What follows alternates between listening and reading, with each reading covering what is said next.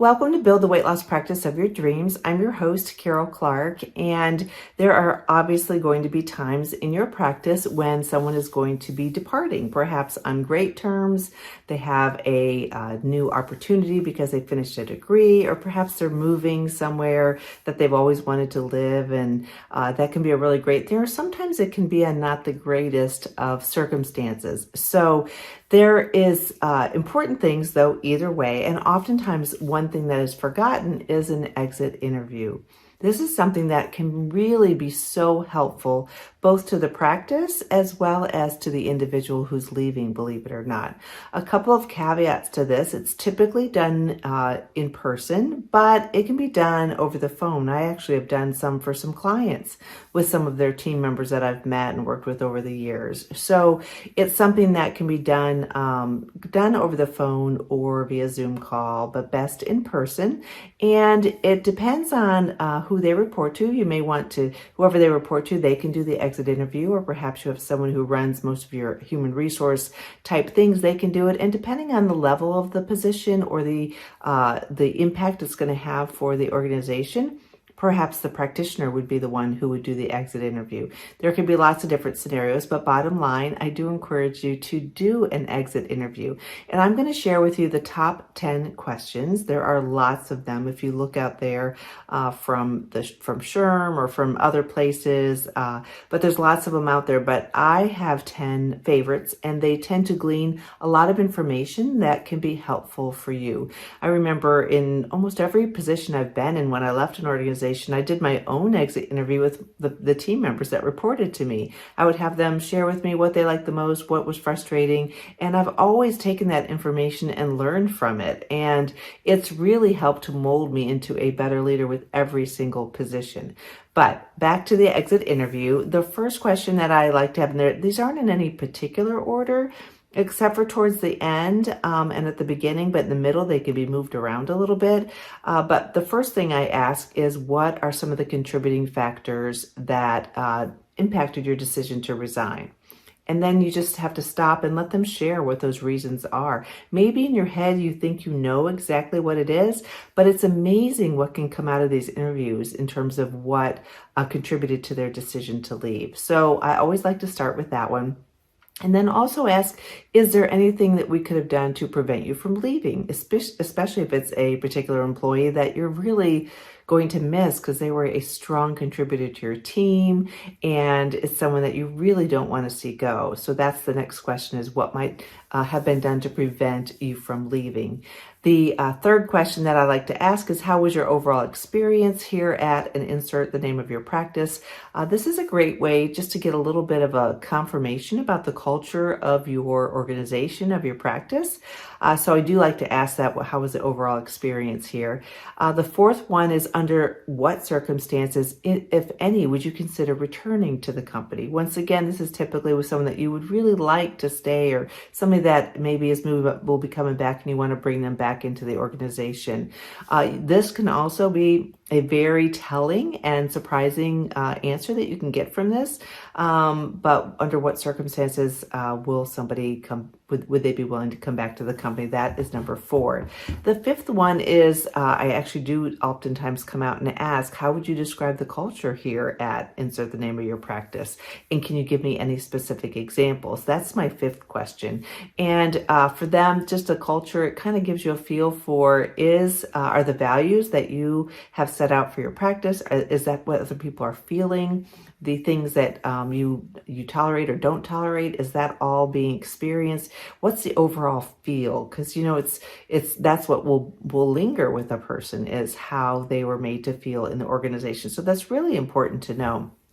It can also bring out issues that are in your practice that you're not even aware of, and at least be able to investigate those if they require further investigation.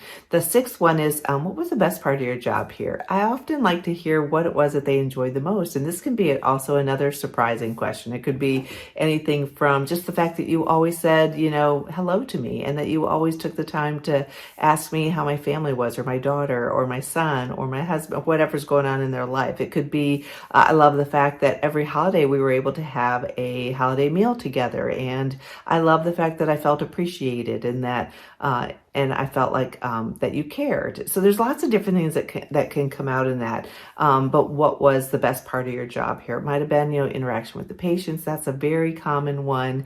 It might be working with a particular coworker, just being a part of your whole organization, depending on the reason for why they're leaving. But I do like to glean that from them. So that was number 6.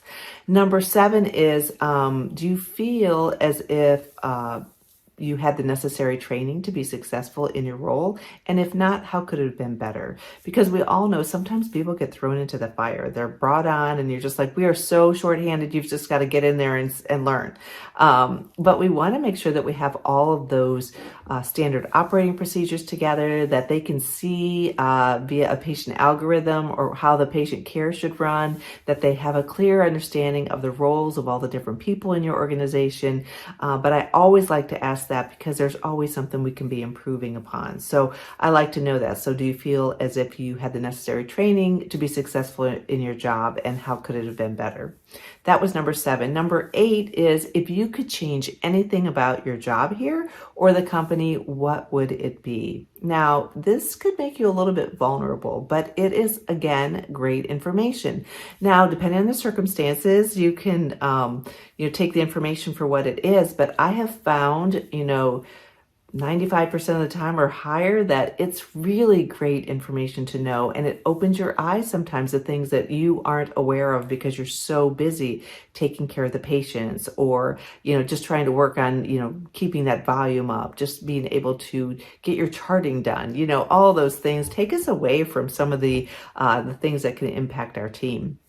Because we all know it's less expensive if it's a great employee to keep a good employee who's trained than to always be having some churn and having to retrain a lot. So that's another thing. The next one would be, how would you describe the perfect candidate to replace you? This kind of gives a glean into, like, let's say they were hired into a position, but they ended up having way more roles than they thought that they would. It can help them share with you a little bit about who would be perfect to replace them. Maybe they even know of somebody, if it's a good person who might have a good referral. And then finally, as number 10 was, is there anything else you'd like to add? And just getting their opinion about that. And I like to take notes on this and keep that, and then really take it and use it to address anything that came to light in there. To if you had some compliments in there for some other team members, maybe share that with them and thank them for being so inclusive, or whatever is going on in the practice. But I do want to encourage you to not ignore exit interviews. It can be overlooked a lot, but we want to make sure we have that as a part of our system, our team system. When I talk about the 6 different systems that are important to be in play in your practice, this is a big one that relates to your team. So those are my 10 favorite exit interview questions. And I do enjoy getting this feedback. It's so valuable. So I hope that you will take these and use them if you want, modify them how it works for you. If you have other ones that you use, the important thing is just to make sure you are doing an exit interview. So I encourage you to do that. And this is just one of the very specific things that we train on and that we go over in Bariatric Business Boss, soon to become Bariatric Business Accelerator. I can't wait for all the changes coming soon. I know all the members are going to like that, and I can't wait for any new ones coming in. So if you're not a member yet, check it out, bariatricbusinessboss.com, and you can see what all the value is there. And if you're not subscribed to the podcast, then please subscribe. Lots of exciting things coming next year, so I can't wait to share them. And I am honored to be working with the practices that I do work with, and I love the fact that I get one-on-one time with you every single month. So reach out to me if you have questions, or if you want to know anything more about membership, or just about anything related to practice management. It's Carol, Karol, at weightlosspracticebuilder.com. And in the meantime, I hope you have a great week. Thanks so much.